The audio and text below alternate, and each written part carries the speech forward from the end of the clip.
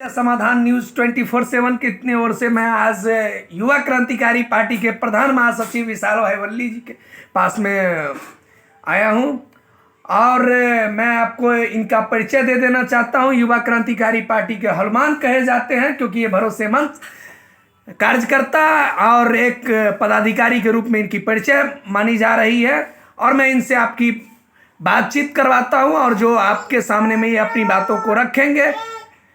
बताइए, समस्या समाधान न्यूज 24 पर आपका स्वागत है विशाल जी। बहुत बहुत धन्यवाद पत्रकार महोदय। आज गणतंत्र दिवस और सरस्वती पूजा के शुभ अवसर पर आज चल के हमारे प्रधान कार्यालय में आप आए हैं, इसके लिए हमारे कार्यालय में आपका स्वागत है। और देश के सभी देश प्रेमियों, देशभक्तों से मेरा आग्रह है कि शांतिपूर्वक सरस्वती पूजा मनाएं और गणतंत्र दिवस की ढेर सारी शुभकामनाएं एवं बधाई देते हैं हम अपनी पार्टी की ओर से तमाम देशवासियों को। देखिए, आगामी कहा जाता है कि क्रांतिकारियों में वो जोश और वो उमंग होता है जो आपकी पार्टी का एक जननी रही है। आपकी पार्टी की कर्मभूमि और अधिकार क्षेत्र मिथिला रही है। मिथिला एक ऐसे जगहों से बिलोंग करता है जो आज़ादी से लेकर अभी तक पिछड़ा हुआ है। इसके बारे में आप क्या कहना चाहते हैं? देखिए, हमारी पार्टी जो है वो नाम से ही लोगों को मालूम पड़ती है कि क्रांतिकारियों की पार्टी है और क्रांतिकारी कभी भी किसी के आगे झुकने और डरने का काम नहीं किए। इस देश में भगत सिंह जैसे वीर भी पैदा लिए थे जिन्होंने पार्लियामेंट में बम की धमाका से आगाज़ किए थे कि यदि हमारी हक हमें नहीं दी जाती है तो हम उग्र आंदोलन करेंगे। और ये क्रांतिकारियों की धरती रही है। यहाँ वीर भगत सिंह, चंद्रशेखर आज़ाद जी जैसे लोग पैदा लिए हैं और उसमें भी हम जननायक कर्पूरी ठाकुर जी के जन्मस्थली समस्तीपुर से आते हैं और हमारी पार्टी का प्रधान कार्यालय जननायक की धरती समस्तीपुर में है, जो मिथिला का प्रवेश द्वार के रूप में भी जाना जाता है। और मिथिला की जो बात आप कह रहे हैं, इसके साथ दुर्व्यवहार माननीय मुख्यमंत्री नीतीश कुमार जी के द्वारा हर एक समय किया जाता है। नालंदा में शीशे का ब्रिज बनाया जाता है, पार्क बनाई जाती है, वाटर पार्क बनाया जाता है और वहीं मिथिला में बांस का जो पुल होता है उससे लोग आने जाने के लिए उनका जो आना जाने का साधन है वो एक बांस की पुलिया के जो द्वारा किया जाता है, जिससे कि लोग स्पष्ट रूप से जान सकते हैं इस बात को कि कहीं ना कहीं मिथिला के साथ बिहार सरकार भेदभावपूर्ण बड़ी रवैया के साथ मिथिला को देखते हुए, और मिथिला के लोगों से खास आग्रह है हमारी कि सरकार को जो है ईंट का जवाब पत्थर से देने का कार्य करे इस बार चुनाव में।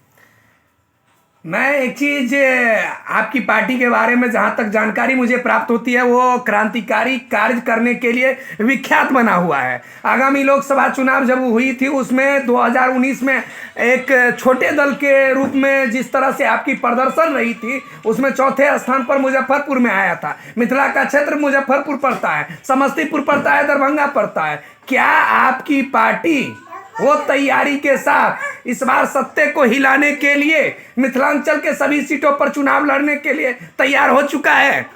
जी, हमारी तैयारी पूरे मिथिलांचल ही नहीं, पूरे बिहार में, मिथिलांचल के साथ साथ पूरे बिहार में लड़ने की तैयारी है। यदि जनता ने हमें अपना स्नेह और प्यार दिया, आशीर्वाद दिया और हम सड़क से लेकर सदन तक संघर्ष करने के लिए तैयार हैं और करते आ रहे हैं। क्रांतिकारियों की जो ललकार होती है वो ज़रूरी नहीं है कि हम सत्ता में रहें तभी हो। हम सत्ता में रहे न रहे, आए सत्ता में न आए, लेकिन हम जो लोगों के लिए संघर्ष कर रहे हैं, गांव की आखिरी झोपड़ी जो होगी उसमें सारी सुविधाएं पहुंचाने का कार्य हमारी पार्टी के द्वारा किया जाए। देख लीजिए नीतीश जी, आपके सामने में ये चैलेंज है, ओपन चैलेंज युवा क्रांतिकारी पार्टी के प्रधान महासचिव दे रहे हैं कि आपकी सत्ता उखाड़ कर रख देंगे। मैं अपने चैनल के माध्यम से पूरे दर्शकों को यह जानकारी दे दूं कि फिर वो समस्तीपुर इतिहास रचने वाला है जो समस्तीपुर बार बार मुख्यमंत्री का चेहरा देता है और सफल भी रहता है। इस बार भी मैं जानूं कि विशाल जी, आपकी पार्टी जो सरकार बनाएगी वो युवा क्रांतिकारी पार्टी समस्तीपुर से मुख्यमंत्री का चेहरा देने वाला है। ये वो धरती है जहाँ से जननायक जैसे वीर पैदा लिए थे और आज जो है प्रवासियों के द्वारा इस जिला पे कब्जा किया गया है राजनीतिक तौर पे जो किसी अन्य जिला अन्य क्षेत्र से होते हुए भी समस्तीपुर को अपना कर्म क्षेत्र समझ रहे हैं और काम के नाम पे समस्तीपुर में 0/0 हैं और वो सिर्फ अपना राजनीतिक भविष्य चमकाने के लिए समस्तीपुर का इस्तेमाल कर रहे हैं। तो लोगों से मैं आग्रह करता हूं कि ये वो धरती है जो जननायक जैसा वीर पैदा कर सकती है, कर्पूरी ठाकुर जी के जैसा वीर पैदा कर सकती है। क्या समस्तीपुर में अपना कोई ऐसा नेता नहीं जो समस्तीपुर का नेतृत्व कर सके? बाहरी को इस बार हमारे जितने भी जनता हैं, मैं उनसे आग्रह करता हूं कि इस बार बाहरी को हर हाल में हटाइए और जिला के लाल को ही जिला के कमान दीजिए ताकि जिला के लिए कुछ करे।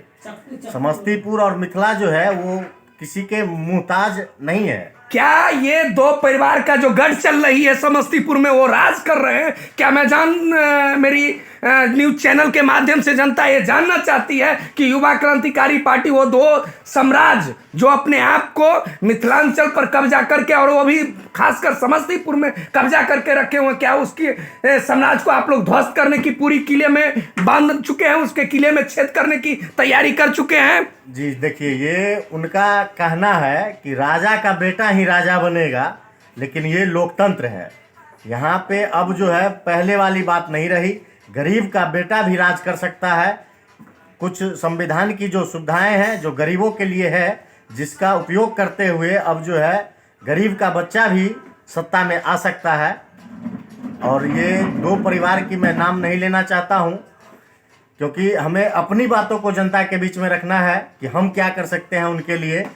और रही बात परिवारवाद की, तो ये राजनीति में होते आ रहा है और इसके खिलाफ हमारी पार्टी है। कहीं ना कहीं आप देख सकते हैं कि हमारे राष्ट्रीय अध्यक्ष भी जो है उनकी पॉलिसी ही है कि अपने परिवार से, जब तक वो राष्ट्रीय अध्यक्ष रहेंगे, अपने परिवार से चुनाव नहीं लड़ाएंगे। क्या अन्य पार्टियों से भिन्न आपकी पार्टी चल रही है? अन्य पार्टियों की विचारधारा से आपकी पार्टी की विचारधारा भिन्न है और जन जन को यह विश्वास है कि आपकी पार्टी कुछ नया करने वाला है। इसके बारे में भी बताइए, क्योंकि खरमास बीत चुका है, 26 जनवरी का आज मौका है, बसंत पंचमी का आज शुभ दिन है। आप क्या करना चाहते हैं बिहार में, जिससे कि आपकी पार्टी तो दावा कर रही है कि मैं अगली जो दो विधानसभा और लोकसभा में आ रहा है उसमें आपकी पार्टी सरकार बनाने में बड़ा योगदान दे रहा है? जी, अभी बिहार में हमारी पार्टी का पद यात्रा शुरू होने वाला है, जो चंपारण की धरती से शुरू होते हुए बिहार के कोने कोने तक जाने का कार्य करेगी और अधिक से अधिक लोगों को जोड़ के अपने साथ अपनी शक्ति बना के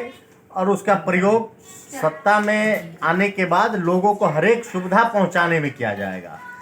कोई भी गरीब, कोई भी वंचित समाज, और गरीबी जो है वो जाति आधारित नहीं होती है। हर एक जाति में लोग गरीब हैं, हर एक धर्म में लोग गरीब हैं। मैं उन सभी गरीबों के लिए कार्य करना चाहता हूं। ये सीधा सीधा आप निशाना दे रहे हैं नीतीश कुमार जी पर। वो जातीय जनगणना के नुमाइंदे हैं, जातीय जनगणना के पक्ष में है और समाज को कह रहे हैं कि मैं एक कर रहा हूं। युवा क्रांतिकारी पार्टी तो उनकी जातीय जनगणना को एक तरह से प्रश्न चिन्ह लगा दिया है। जी, जातीय जनगणना कहीं ना कहीं संविधान को गुमराह करने का कार्य किया जा रहा है। जातीय जनगणना के थ्रू हमारे समाज में वैसे भी फॉरवर्ड के लोग हैं, ब्राह्मण भूमिहार समाज के लोग हैं, राजपूत के लोग हैं, जो कहीं ना कहीं ठेला रिक्शा चलाने का भी कार्य करते हैं। और हमारे समाज में ऐसे भी यादव समाज के लोग हैं, पासवान समाज के लोग हैं, बैकवर्ड कास्ट के लोग हैं, पासी समाज के लोग हैं, जो अत्यधिक आधुनिक सुविधा में जी रहे हैं। छात्रों पर लाठियां चार्ज हुआ, किसानों पर लाठियां चार्ज हुआ, जनप्रतिनिधियों पर लाठियां चार्ज हुआ, जबकि आपकी पार्टी युवा क्रांतिकारी पार्टी एक क्रांतिकारी सबसे बिलोंग करता है। इस पर क्या कहना चाहते हैं आपकी पार्टी? छात्र के साथ जो लाठीचार्ज हुआ, किसान पे जो लाठीचार्ज हुआ, उसमें हमारी पार्टी गई थी, बात भी हुआ था लोगों से।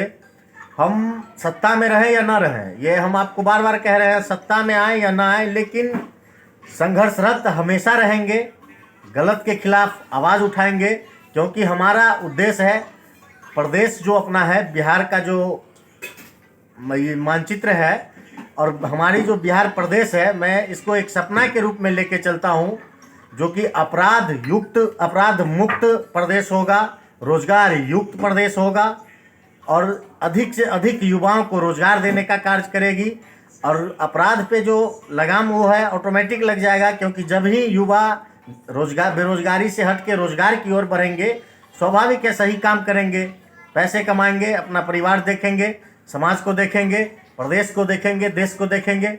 इसके लिए हमें रोजगार सृजन करना होगा प्रदेश में, तब जाके अपराध पे लगाम लगेगी। युवा क्रांतिकारी पार्टी के कार्यकर्ताओं के लिए क्या संदेश देना चाहते हैं, कैसा जोश उमंग भरना चाहते हैं जिससे कि 2024 और 25 में आपकी सत्ता पलट कर आ जाए? हमारे जितने भी पदाधिकारी कार्यकर्ता हैं वो कहीं ना कहीं क्रांतिकारी शब्द से परिचित हैं, और हम उस देश के वासी हैं। हमारे कार्यकर्ताओं का ही कहना है, पदाधिकारियों का ही कहना है कि हम उस देश की वासी हैं जिस देश में फूलों के विचार होती है कि हमें तोड़ लेना है बनमाली, उस पथ पर तुम देना फेंक, मातृभूमि पर शीश चढ़ाए जिस पथ पर जाए बील अनेक। वो ये नहीं चाहते हैं, एक फूल की चाह होती है हमारे देश में कि हम किसी नेता, किसी मनुष्य के गले में रहने से अच्छा है कि हमें उस पथ पर फेंक दिया जाए जहाँ से मातृभूमि के लिए, रक्षा के लिए जो सैनिक जाते हैं। तो कहीं ना कहीं हमारे कार्यकर्ता इस बात को समझ रहे हैं, और आगामी चुनाव में, लोकसभा विधानसभा चुनाव में हमारी पार्टी अच्छा प्रदर्शन करेगी। क्या आपकी पार्टी ने जो, और एक संगठन से भी आप लोग जुड़े हुए हैं क्योंकि वो पंचायत वार्ड सदस्य संघ चलता है, जिसके और पार्टी के बैनर तले आप जो निकल रहे हैं समस्या यात्रा पर पश्चिमी चंपारण से, क्या इस यात्रा से क्या बिहार में आप एक बड़ा तूफान या एक बड़ा बदलाव की ओर संकेत दे रहे हैं? जी, हमारी पार्टी वार्ड मेंबर संघ के साथ पटना में भी उनके धरना में उपस्थित थे। हमारे पार्टी के राष्ट्रीय अध्यक्ष भी पहुंचे थे वहां पे, और हम लोग भी गए हुए थे। जितने भी वार्ड मेंबर के साथ जनप्रतिनिधि जीते हुए हैं, छोटा हो या बड़ा, वो जनप्रतिनिधि हैं, और सरकार का जो रवैया उनके प्रति है वो विपरीत चल रही है। क्या वार्ड मेंबर की हक और अधिकार के लिए लड़ना जुर्म है? यदि जुर्म है तो हम अपने आप को अपराधी मानते हैं।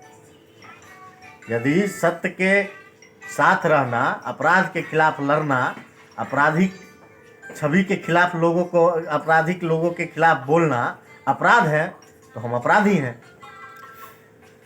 मैं कैमरामैन सोनू जी के साथ चौधरी आप लोगों को फिर से वही रिपोर्ट दिखाऊंगा जो क्रांतिकारियों की धरती समस्तीपुर आदर्श नगर से मैं प्रधान महासचिव विशाल भाई वल्ली जी से आपकी रूबरू बात करवा रही थी।